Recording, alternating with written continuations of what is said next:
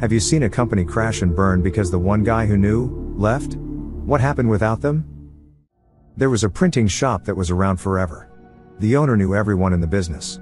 He found out he could get a contract to print and fold small instruction sheets for a medicine. A huge contract to print millions of these things. He knew the guy who had the printer, another guy had the cutter, and another had the folder. These machines were not being used. He bought all three pieces without letting anyone find out about his contract, so he got them cheap. Then he set it all up for continuous feed, and he had one well-paid guy running the entire thing. He made the investment back in the first print run, and then it was a big money maker. Then he sold the business and retired. The new owner saw one guy running this one print job. He thought all the guy was doing was feeding in paper and stacking the product from the other end. Obviously, he was being overpaid for this, so he let that guy go and hired a cheaper hand to just put in the paper and stack the product. Well, that operator he let go was not just doing that. The three machines needed adjusting. Someone had to watch it. Someone who had the kind of experience that you can't simply train someone to do. As the printer might be picking up paper a little off center, you turn a knob to about here, and if the folder is not creasing just right, then you move a lever to about there. It was always checking and adjusting a little when needed. The operator simply got another high-skill job at another print shop. Without the experienced operator, the entire thing went off the rails. The product didn't pass, he lost the contract, and that was a lot of the shop's revenue at the time. It didn't take long after that for the new owner to crash a 45-year-old business. Electrician here. I wired an antique press for a customer a few years back that, when purchased, came with its operator. This guy had to be in his 70s, so I really hope they hired a trainee to work under him to learn the ins and outs of it. This press wasn't very large but had a dedicated specialization, which I think was the ability to inlay gold leaf patterns into the paper. The value of knowledge and experience should never be underestimated. An absolute star in an engineering company who, despite growing his side of the business, increasing efficiency, cutting costs and gaining additional relevant training and qualifications in his own time, hadn't had a meaningful pay rise in 5 years. Gave notice after accepting a new position with a 60% pay increase, and the company immediately countered with an 80% pay rise offer that they knew is worth the entire time, and refused to pay until they had to. Enraged him so much that they turned an amicable separation into a hostile one. He came after their clients with a vengeance, and while I think the company still exists, it's a lot smaller than before. While at my last work, I paid for some training out of my own pocket to be able to better support clients. My boss at the time expressed dissatisfaction because he was concerned that our competitors would steal me because now I was worth more. It was at that moment that I decided to leave. Took my time getting offers, and when I finally handed in my resignation, he asked me what they'd offered me. Roughly 2 times what I was being paid. Had the gall to tell me I'm worth more than that. Like, if you thought that, why were you paying me so poorly then? Went from, I'll be willing to provide consulting services for the difficult configs I'd done, to me removing comments because fuck him and his business. Last I heard, they were bleeding clients and had been forced to downsize. The guy who knew the clients, had relationships with the clients, who had the history of the clients and the company. They got rid of that guy, and what to know. Clients started bailing because they didn't like how they were being treated, and the guy who could smooth ruffled feathers wasn't there. We had a guy at our company who had tons of customers who only used us because he was working for us. He was super loyal to the company. So when another company tried to poach him from us, he threw down a ridiculous offer he didn't think they would accept, and they did. Unfortunately, loyalty only goes so far, because he would have been stupid to not accept an offer that was more than double his current position. The department he was in is still not recovered 5 years later. Maybe not crash and burned, but there was a guy who was close personal friends with the CEO. He owned so much company stock that if he sold his shares, it had to be cleared with board of directors and filed with the SEC Rule 144, as a registered secondary offering. Well, the company got bought out, which included trading his shares. If he sold, it would have been really bad for the stock prices. So they gave him whatever job he wanted, and he worked with me. He was unfireable. After a few years, some hotshot young manager fired him. The reasons were long and stupid, but it boiled down to, I don't like his attitude. Instead of saying, "Ha, you can't fire me," he said, "Okay," and filed a registration statement to sell his shares. I don't know how much he made, but it was more than $90 million. It was his right. The board was forced to approve it, he paid taxes, and retired in his 40s. The company stock price fell about 15% that week. That manager was fired. Presumably out of a cannon. Why didn't the others tell him that he could not be fired, or that any decision regarding the friend with the stock had to be discussed as a group? I got the impression, I may be wrong, that the manager didn't know, but the manager fired him without approval from up the chain. He boasted about it, too, stating that nobody is above being let go, as a power move to flex his fresh from Ivy League MBA muscles or something. But I think the manager meant because the guy was a legacy employee, and had no clue that he knew the former CEO, and was theoretically part owner of the company. I gathered that the manager was terminated for firing someone without consenting with HR, who might have had a flag if he tried to go the usual performance improvement plan route. Not this guy. But the employee, when he told me that he was let go, had this kind of, well, it's about time I move on. Been here 17 years, everything has changed. That's how I knew about the buyout showdown, because I also knew why he worked with us. He was actually a great programmer, and knew our products inside and out. His job was mostly quality assurance and scripting at this point because he loved the work. But, all good things come to an end. I make a product that requires a high quality bottle and cap. During COVID, supplies were getting scarce. I secured some bottles, albeit lesser quality. But caps were a nightmare. I called my way up the supply chain. Ended up talking to the owner of the biggest manufacturer of the caps I need in America. Turns out, they're completely shut down. There's one guy in Slovakia that can fix and service their machine. He can't travel because of COVID. I asked, with a mildly condescending tone, is there a manual? Or can you FaceTime with this guy? Stonewalled. He's the only guy and we're waiting for him. Luckily, he didn't die and came to America to fix the machine 8 weeks later. This is way more common than you realize. I work at a company that is very good at getting parts. Even if they are discontinued, we can find you a suitable replacement. There have been times where we have put the one dude who can install it on a plane from Washington to Florida, part in hand, and they then fixed the machine and flew back home right away. The Coors company has long made ceramic lab filters. They custom made a large version of the mass-produced lab filters, and we had one at my company. We wanted another one, so we placed an order.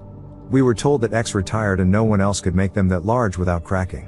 X apparently could not impart whatever he did to others.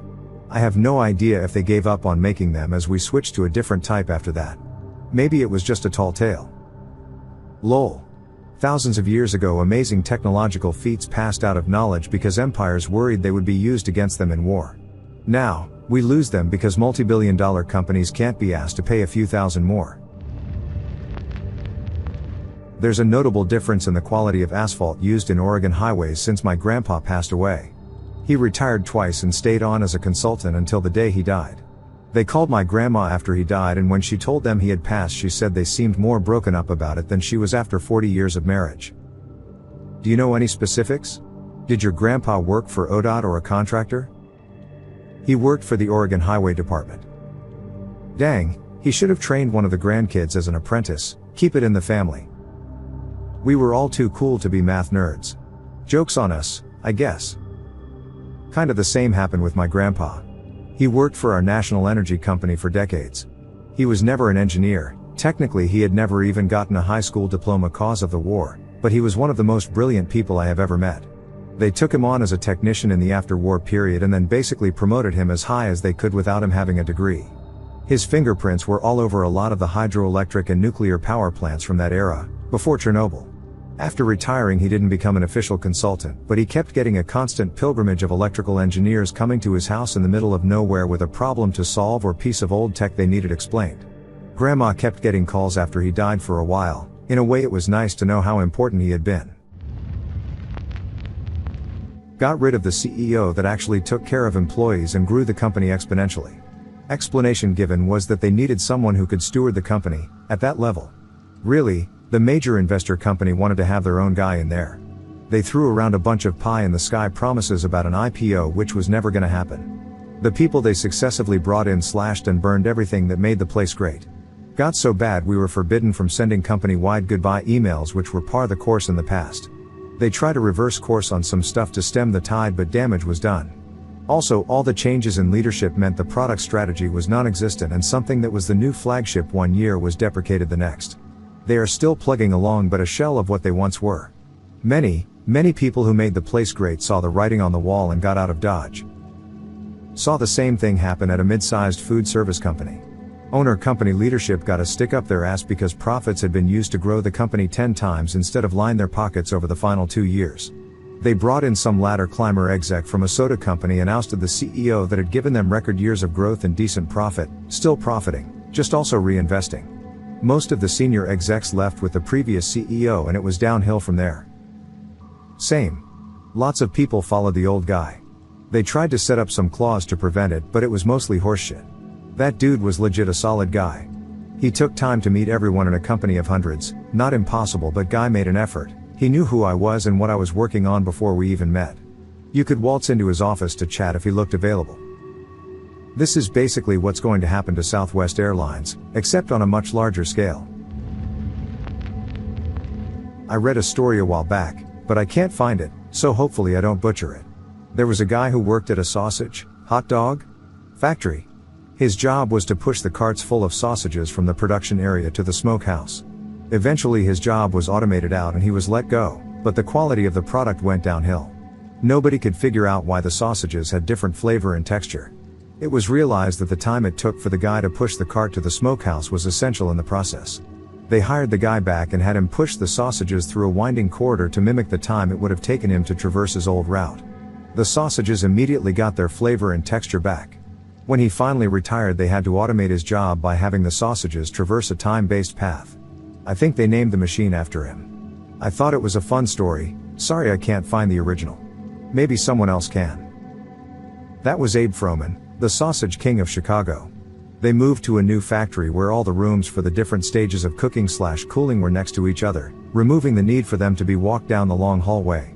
Turned out the trip down the long hallway allowed them to cool the perfect amount. Had a guy at one job that landed us our largest client ever. Ford Motor Company. Ever heard of them? A $22 million software contract. They fired him immediately after the ink was dry on a trumped up bullshit, not a team player thing to screw him out of their paying his percentage for the sale. Company never found another big client after that, and 6 months later the layoff started. Hope that guy sues their brains out. He did not. He brushed off the event with grace, shook all our hands when the office staff all chipped in and gave him a farewell party. The business did not fund it, we did. His demeanor throughout the entire ugly thing only reinforced how much bullshit this whole thing was. As for the lawsuit, the company soon had no money to sue for.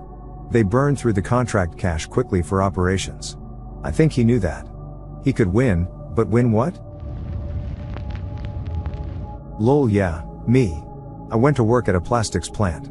Started as a forklift driver, learned how to make mixes, how the machines worked, how to maintain everything. I got promoted to maintenance, then to line manager, then plant manager. The plant was sold. New guy comes in, fires everyone, changes everything. He tried to hire me back at 75% of my former pay. I told him to kick rocks. He called me a week later and offered me my former position at the same pay. L told him I'd take a 10% raise. He hung up on me. He called me again the following week and agreed to my terms. The guy was an absolute ass to work for. Finally he pushed me too far, told me L had no idea what L was doing. I walked. He screamed at me when L left that L wasn't special, that he'd have me replaced before L got out of the parking lot. Over the next few weeks, L got a couple of calls from former coworkers, telling me that everything was falling apart. Place went out of business in 6 months. Why did you go back at a 10% raise? You fire me? You can hire me back, negotiations start at least 140% old salary. You clearly didn't think I was important 2 weeks ago, now you are just trying to save your own ass. I liked what I did and L was good at it. There were a bunch of guys that worked there that were good people and L enjoyed working with them. I felt that a 10% raise made my point without incurring unnecessary bad will. Haha. I worked in research and had been part of a negotiation with a consultant and had been told that $250 an hour was the highest we'd pay a non-physician consultant. I also helped with licensing a new technology. Part of our agreement was that we had X number of months to use the technology in our products, then there was a minimum $40,000 per month licensing fee. We were the first to license it and the company didn't want to spend money if we ended up not ordering any or canceling the project. I'd heard rumors about layoffs, but I'd just signed this contract and it was my project to develop it, so I figured I was safe. I was not. The day I was laid off, I was getting calls from coworkers trying to handle some contractually obligated stuff. Even if I wanted to help them, I couldn't, because my email had been shut off. The company realized that my project was a ticking time bomb with a $40,000 per month and asked me if I was willing to come back and consult to transfer it to another engineer. I said I'd do it for $250 an hour. The HR representative balked. I told her, "You know that I just finished a contractor negotiation for you a month ago and I know you'll pay $250 an hour, right?" So they agreed and I started doing my old job while training this guy for $250 an hour. I found a new job and quit contracting a month later. The guy I trained left the company. So, they started paying $40,000 a month for a technology they didn't have anyone developing. I've never had that kind of an upper hand in negotiations again. Not a crash and burn but almost a critical system failure. New management came in and they were reviewing payments to outside labor and contracts and such. They found one such payment, annually paid to a fella out west. The payment was $20,000 a year. They asked the wrong people and decided this was not necessary and canceled the payments and retainer. Apparently, this guy was some expert code writer for a system long out of use, but very much in use by my company. Kind of like those memes you see in the IT world showing how all of this critical infrastructure relies on some small antiquated software no one knows about. IT found out later, they were never asked or involved in the decision. They basically said, "Without this dude we are fucked." Management cut the check and he's on retainer. I'm betting it was COBOL. Man, I wish I knew. I'll ask today and report back. It was COBOL, just found out. I had a systems administrator die from COVID and he took several important passwords to his grave. This caused a huge compliance issue as backups were no longer accessible, since he never wrote down the passwords. First mistake was leveraging all access on a single point of failure. Always have at least 2 people with access. Nothing is so sacred that only one person having access is mandatory. We don't even do that with nuclear weapons, for Christ's sakes. This was a company that my company acquired a month before the pandemic started. No one was able to travel to their office to properly take control of anything. We only found out about the password issues after we finally went there and found out the guy had passed away. This almost happened to my team. Our entire help desk software implementation admin password was only known to one guy who was on his deathbed in intensive care. I was going out of my way to find out if the vendor had a back door or anything and my boss just called him. He got us the password. He also was a key expert on another implementation that never fully recovered. It's been 18 months since his death and we still come across stuff only he knew. My cousin went to college with a guy who went to work for a little company in 1982. That little company became a corporate monolith in a few short years. My cousin worked in advertising and the company that she worked for got the company her friend worked for as a client. The advertising company went from a $300,000 a year company to a $5 million company in just a couple short years based off that one client. The advertising company owners began buying new BMWs and houses in the rich suburbs. My cousin got a $10 raise. Holidays came and went with no bonus or anything, and so my cousin let the advertising company know she was moving on. They threw her a little party with a cake and card signed by everyone. Advertising company number 2 hired my cousin for 5 times what she was making before, with benefits and bonuses. The corporate monolith had quick conversation with advertising company number 1 and said, "We just wanted to let you know that we are moving our account to advertising company number 2 as we go where she goes." Stunned, advertising company didn't realize they hired monolith executive's college buddy and that's why they got the contract and not because their advertising company was awesome or something. Advertising company number 2 knew this and had been pitching my cousin for a while. My cousin liked the people at advertising company number 1, but when her boat wasn't floating the same as theirs, she left. I believe this. Shit like this happens in advertising and marketing agencies particularly all the time. People getting paid next to nothing, begging for every pay rise and getting shitty product merch scored from clients instead of bonuses until they leave and their clients follow them. Apparently, I was this guy and I didn't even know it. I worked for a managed service provider, generic IT company, and was like the 4th employee. I was there for maybe 2-ish years and by that time we were about 15 people strong. The company had a lot of good paying clients, and I knew the intricacies of every single one of them. My job was to drive to each client once a week and do whatever IT task they needed to have done. Migrate an email server to the cloud? Done. Reset Karen's password again? Done. Replace the toner in the office printer? Done. I was basically contacted to do anything and everything they needed, IT related. Before I was hired, my job was done by the 2 guys who started the company, and when they brought me on, they took a more administrative approach to grow the business. I loved my job. I didn't have to go to the same office every day, I had a company truck, company credit card to pay for gas, and freedom to take my time and do what needed to be done on my schedule. Eventually, the company grew too big and supported too many clients for just me to handle, so we hired more and more techs. However, I was by far the most experienced and technical person on the team, aside from the founders. After about 2 years, I had a friend who worked at Amazon Web Services reach out to me and suggested I apply to work there, so I did. And then I got the job. My current pay at the MSP was around $42,000 per year and my job offer at Amazon was $80,000 with a $20,000 signing bonus, moving package, and stock options, so yup. I took the job and left the MSP. About 8 months later the MSP fell apart. Apparently, none of the other techs made my regular clients happy. One of the founders tried to do my job and quickly realized how much work I actually did for them. He realized it wasn't sustainable and couldn't keep up with the work. He told his business partner they had to hire like 3 more people to do my job, but the partner said they couldn't afford it. Clients started getting upset at the subpar service from other techs, and one of the founding partners quit. In less than a year, the company went under and the other partner/founder moved north, California, to become a sommelier. At no point did I ever expect to be the downfall of that company.